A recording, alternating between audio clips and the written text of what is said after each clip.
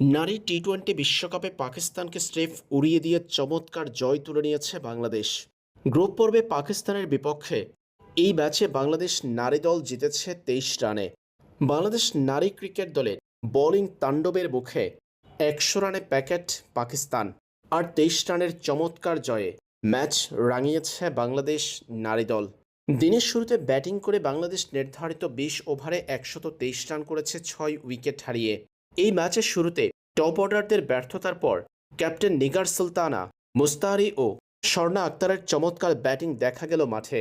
Captain Nigar করেছেন ৩৬, মুস্তাহারি ২২ আর শেষ অংশে ১৭৭ স্ট্রাইক রেটে ৫-৪-এ ২২ বলে ৩৯ রানের ইনিংস খেলেছেন স্বর্ণা।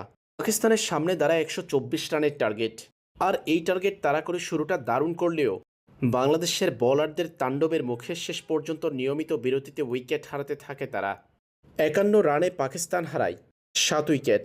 বাংলাদেশের হয়ে চমৎকার বোলিং করেছেন মেঘলা ও নাহিদা, দুজনই পেয়েছেন ৩টা করে উইকেট। পাকিস্তানকে হারিয়ে ভারতকে ভয় ধরিয়ে দিল বাংলাদেশ।